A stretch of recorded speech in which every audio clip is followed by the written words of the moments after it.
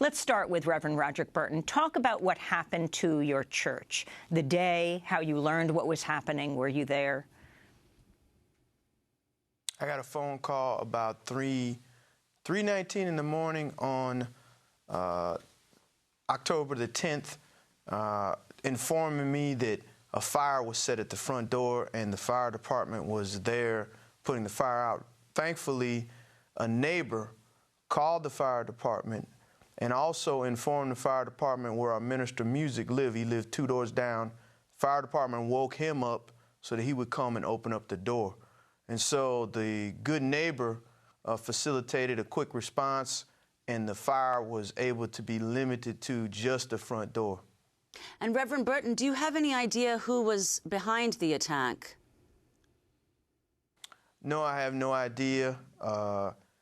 No one left any sort of threatening voicemails or sent any threatening letters, so I don't have any idea.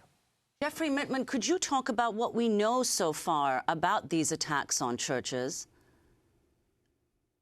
Unfortunately, what we know is rather limited. Fortunately, the St. Louis Police Department, the St. Louis Fire Department, and the federal ATF have stepped up. They are investigating. Money is being brought together for a reward. So unfortunately, right now, the community is left to deal with these targeted burnings. And this, unfortunately, is in a context of, as you pointed out, a history of targeting of African-American churches anytime the community fights for equality. You have called this, Jeffrey Mittman, domestic terrorism, the series of burnings of churches. Explain why. What we need to remember is throughout American history, in the struggle for African-American equality, there are white supremacists who use church burning as a tool to instill fear, to tell the community, you may not fight for equality. We don't want you to have the rights the rest of us have.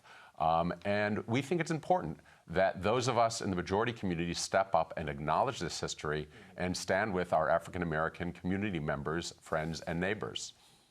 Well, over the summer, the FBI launched an investigation into fires set at 7 different African-American churches in 7 days across the South.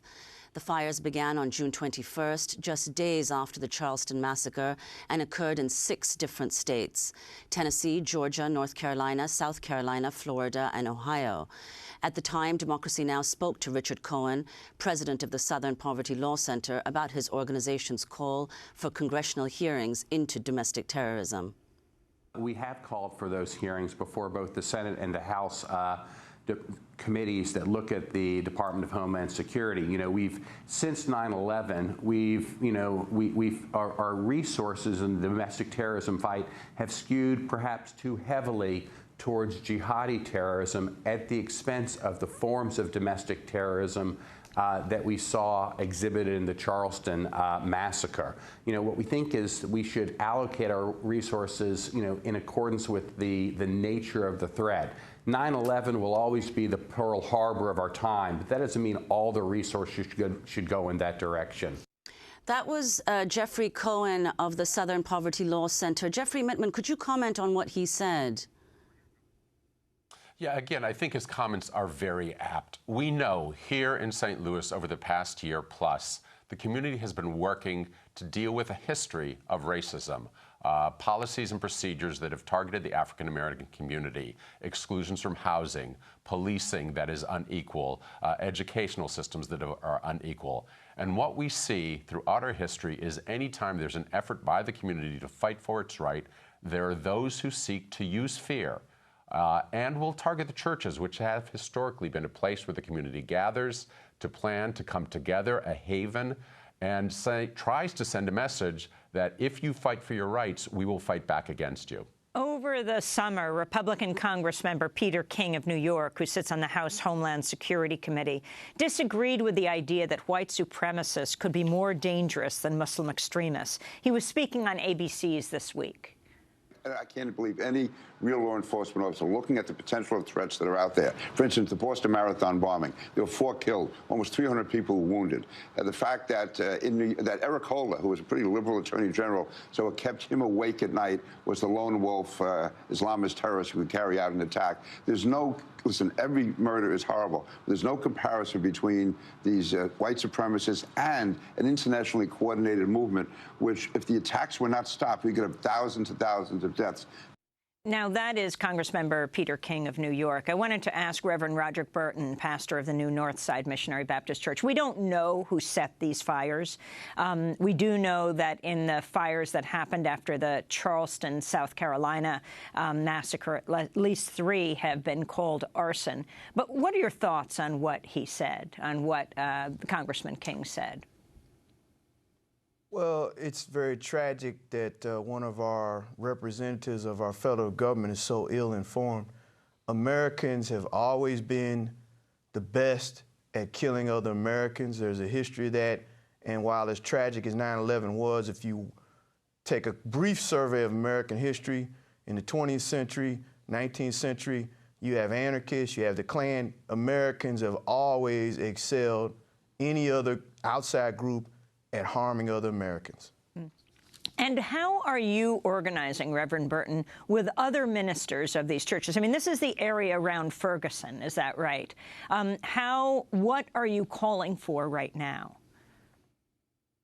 What I have been consistently calling for is that there will be a coming together of the faith community in St. Louis, because we have a long and shameful history of division in the city of St. Louis for a number of reasons. Continuing legacy of racism and structural racism. But I really felt that in an instant like this where churches were being attacked, it was an opportunity for the St. Louis faith community to stand up and lead the way in a coming together. But also I felt like this had a larger implication of an attack on your freedom of religion should rile any American of whatever faith, of no faith. And I was very encouraged that yesterday at our community prayer service, there were some who were agnostic who came up and said, yes, we agree with you. This is wrong. We are concerned. I've had a few phone calls. But again, what troubles me is not so much these attacks, but the community's responses to these attacks. And, you know, I know America loves baseball and sports, but it seems it's easier to get a conversation with an American about a rivalry of a national sports team than to have a discussion about, wow, our sacred freedom of religion, to practice or not, is being challenged and attacked. So I've been very intentional and very relentless. Matter of fact, I'm losing my voice, to try to get the community to come together and get people to stop and think about a precious freedom and think about how we should appreciate that, and we should collectively say, this is something that we don't want and does not represent us.